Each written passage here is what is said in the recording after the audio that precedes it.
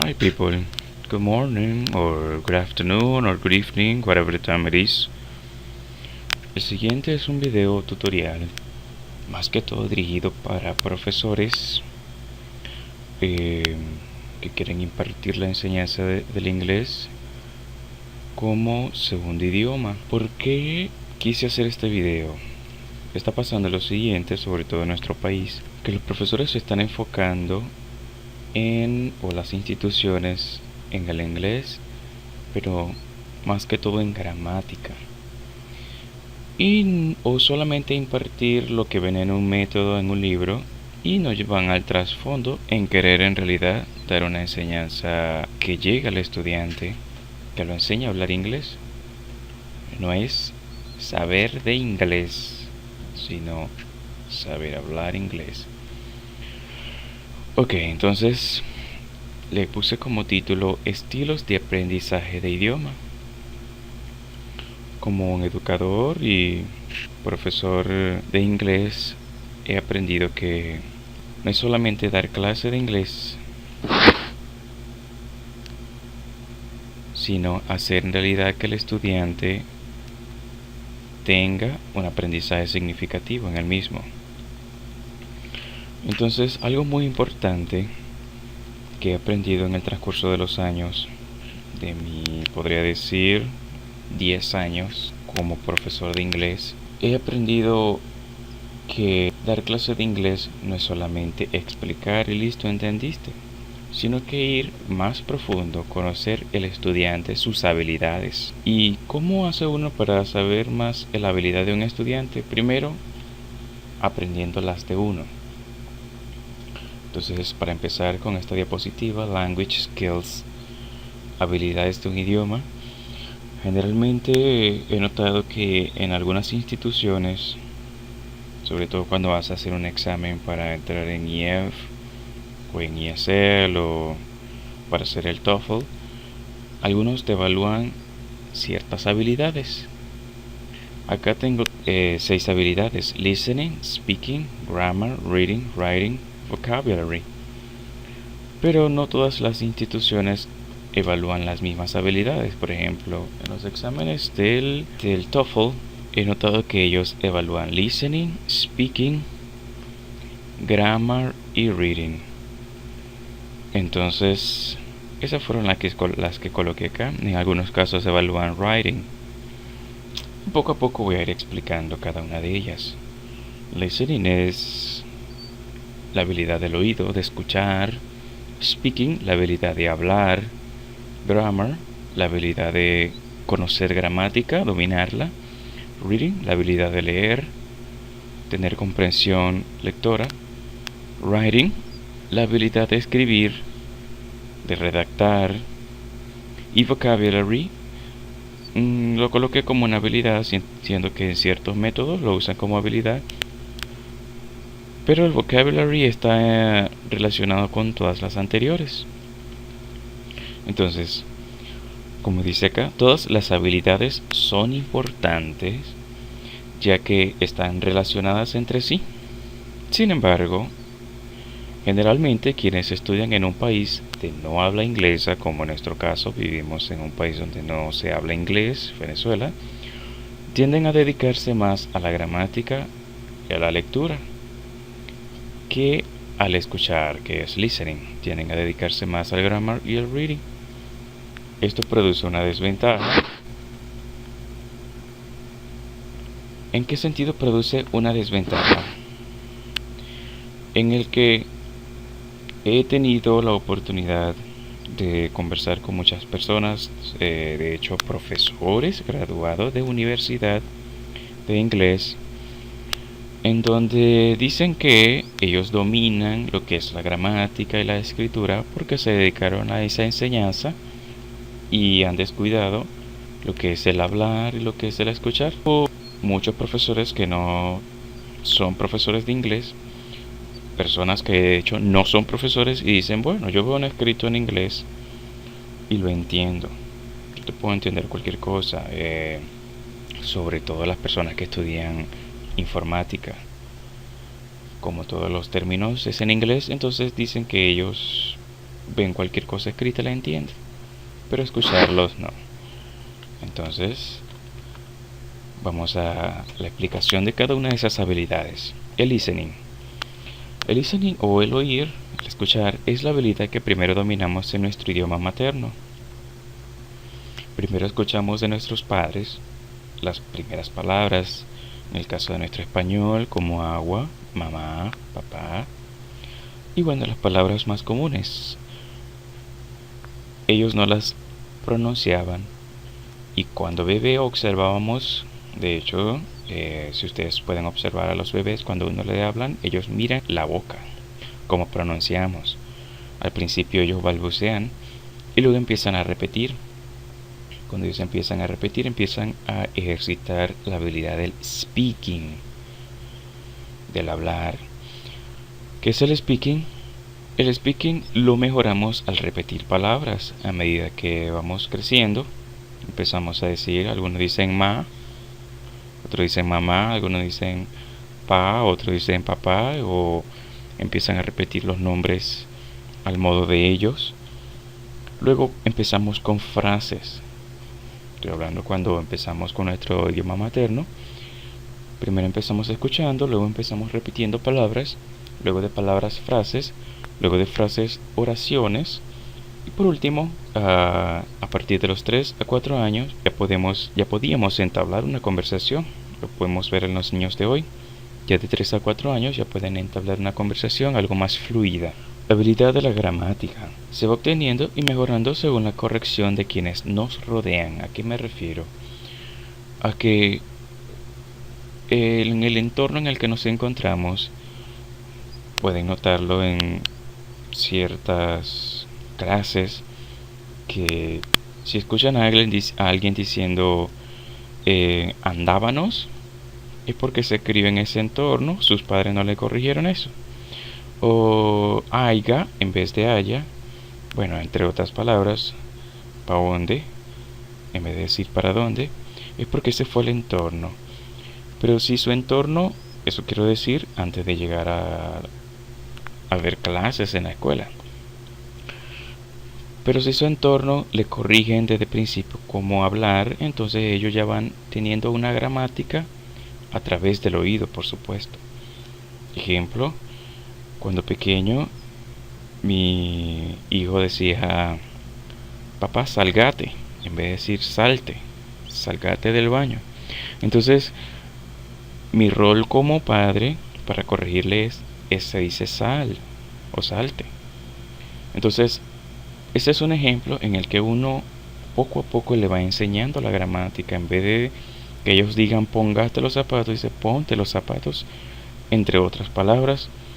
Ahí se le está enseñando gramática. Esa es gramática, es la manera de hablar correctamente el idioma o de escribirlo correctamente. Entonces a eso me refería, que la gramática se va mejorando según el entorno, según quienes nos rodean.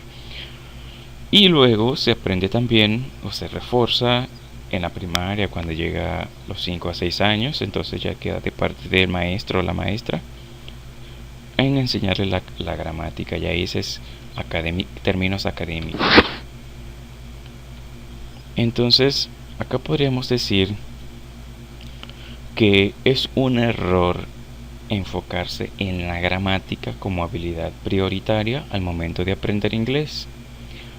Eso es lo que está ocurriendo en las instituciones educativas, que se enseña en la primera clase de primer año. Hoy vamos a ver el verbo to be, se enseña el verbo to be, luego vamos a ver el do y el does, luego vamos a ver el was y el were, que es el verbo to be en pasado, el have, y bueno, examen, y entonces no se enseña al estudiante a enamorarse del idioma, a hablarlo, a desglosar, o sea, cómo se pronuncia cada palabrita. Pero con esto no quiero decir de que vamos a omitir la gramática. Es importante saber distinguir la necesidad del estudiante también a la hora de impartirle la enseñanza del inglés. Saber si necesita aprender el inglés para conseguir un trabajo en el extranjero.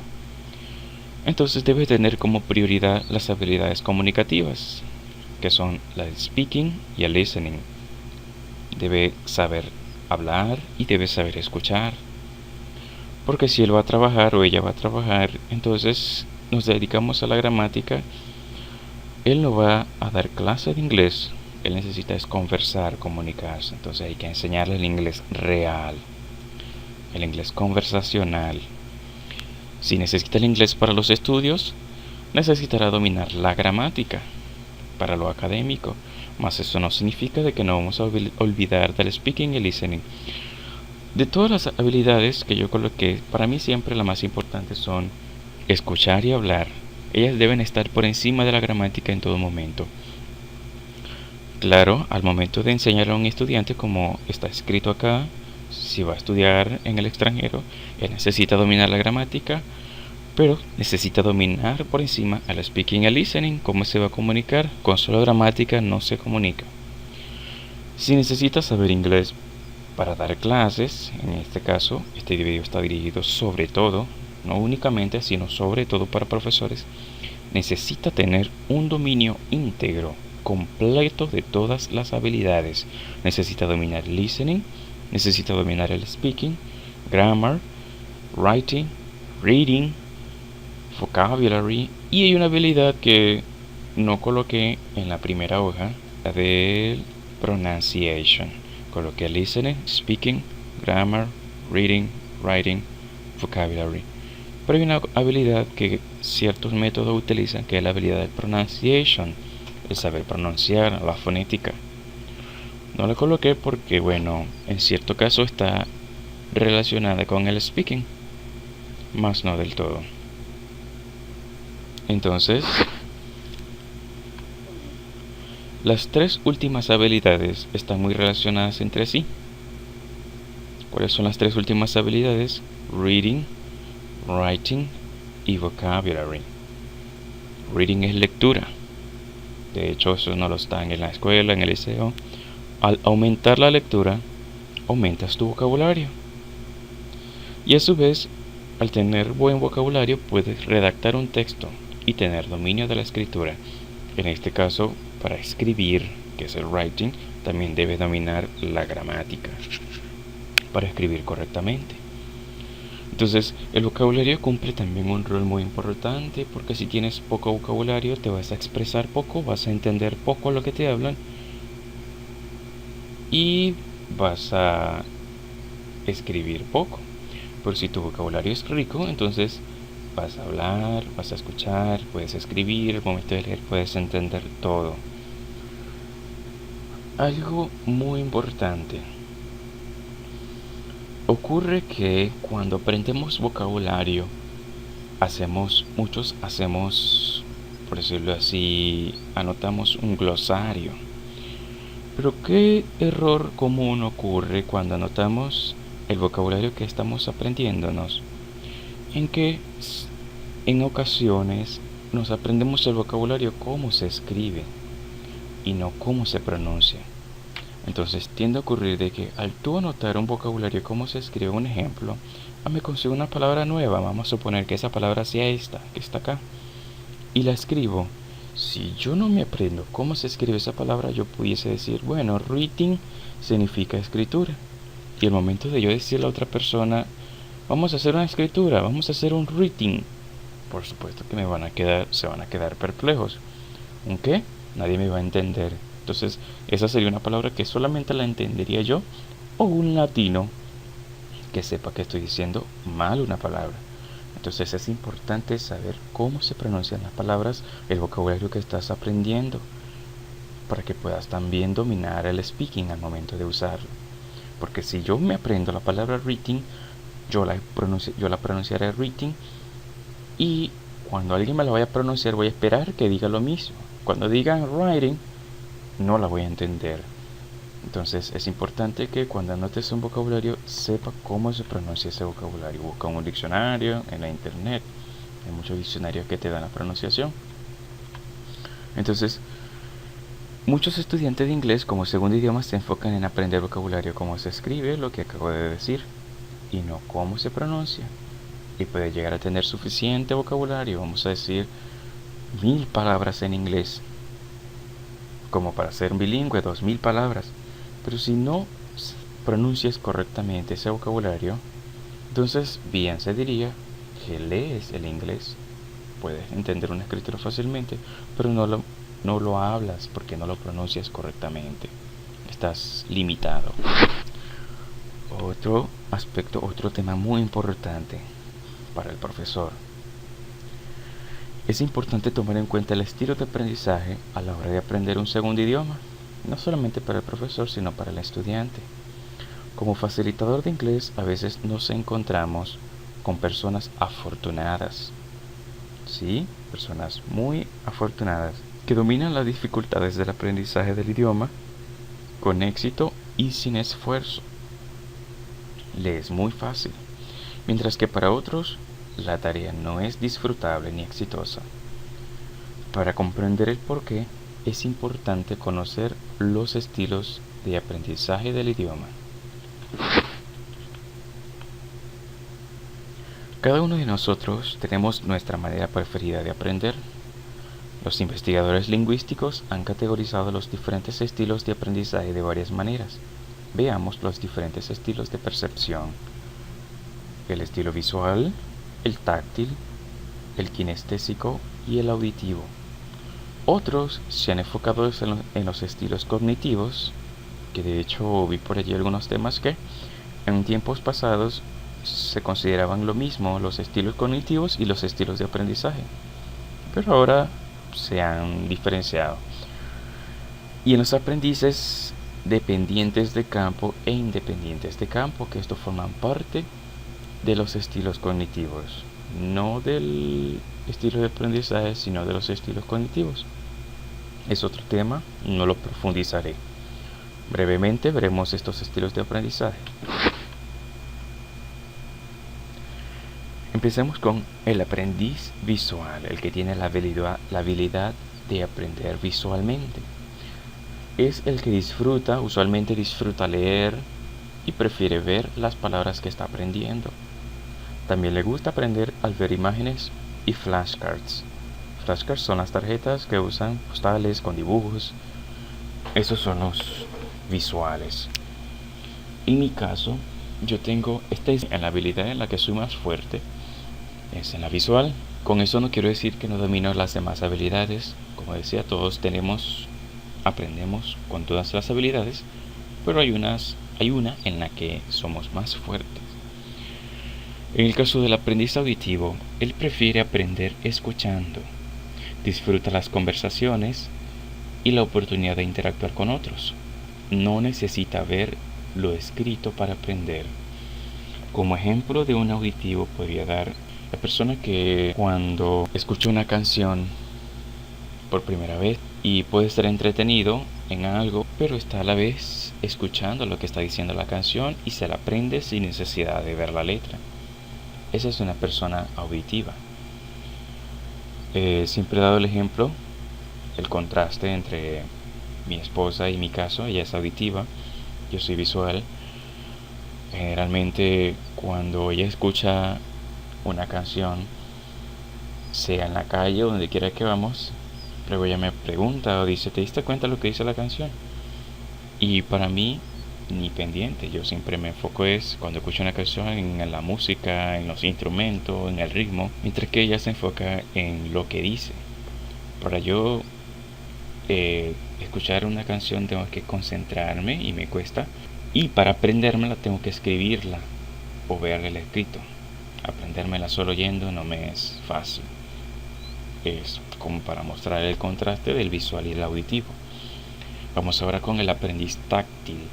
Es el que aprende al tocar y manipular objetos, haciendo trabajos prácticos o manuales. Ese es el aprendiz táctil. A veces se le confunde con el kinestésico, están relacionados, pero el kinestésico es el que aprende con los movimientos, es hiperactivo y necesita descansos frecuentes cuando trabaja en el pupitre. Entonces es importante, muy importante, que un docente conozca estas habilidades. Por ejemplo, hay estudiantes que se cansan de estar, por decirlo así, 1 hora sentado en un pupitre escribiendo, y entonces es necesario darle ese tiempo de descanso. Se puede hacer que sea una clase, que sea una actividad rapidito allí, que si pararse, una canción, un drama, una dramatización en inglés, para que él se sienta a gusto. Vamos ahora con el aprendiz independiente de campo. Ese es el estilo cognitivo. El aprendiz independiente de campo también se le llama aprendiz analítico. A él le gusta concentrarse en los detalles del idioma, tales como reglas gramaticales, y desglosar palabras y oraciones. Bueno, en este caso tal vez yo también tenga como estilo cognitivo y sea independiente de campo. Me he dedicado mucho a la gramática, a desglosar palabras, y esto hizo que me costara mucho el hablar fluido y el escuchar, entender. Entonces podría decir que un aprendiz visual puede ser independiente de campo, está relacionado. Mientras que el aprendiz dependiente de campo o aprendiz global se enfoca en el cuadro completo y no le importan mucho los detalles, a diferencia del independiente de campo. Le importa más transmitir la idea de enfocarse si está gramaticalmente correcta. El conocer los estilos preferidos de aprender puede ayudar a explicar por qué algunos aspectos del aprendizaje de idioma parece ser más fácil o disfrutables para unos que lo es para otros. Si eres un aprendiz analítico, es poco probable que te sientas cómodo en actividades lingüísticas que involucren discursos espontáneos, sin estructuras y poca corrección gramatical. ¿Por qué? Porque el aprendiz analítico se enfoca más en planificar, en tener todo detallado. Es importante, pero que esto les sirva mucho a la hora de impartir clases. Es por esto que los maestros de idiomas deben conocer los rangos del estilo de aprendizaje en sus aulas y tratar de buscar actividades que al menos les agrade a todos los estudiantes en algún momento durante el curso. No es que se va a dedicar 100% con uno, 100%, sino globalizar las estrategias. Un poquito de estrategia para uno, para otro y para otro, porque sé que es difícil a veces cuando son grupos grandes, pero sí tomar en cuenta el aprendizaje, el estilo de cada estudiante. En conclusión, los investigadores han destacado que ningún estilo de aprendizaje es mejor que el otro. El visual no es mejor que el auditivo, ni el auditivo es mejor que el kinestésico, ni el kinestésico es mejor que el táctil. Conocer el estilo nos sirve a profesionales y a padres para favorecer el aprendizaje nuestro y también de nuestros estudiantes, aplicando el método y las estrategias más adecuadas para la comprensión y asimilación de futuros conocimientos o habilidades. Bueno, esto es todo. Espero que en realidad esto les despierte un poco la curiosidad en ir evaluando, analizando cómo cada estudiante aprende. Y al analizar cada estudiante te vas dando cuenta en qué manera puedes ayudarle en hacerle entender el idioma.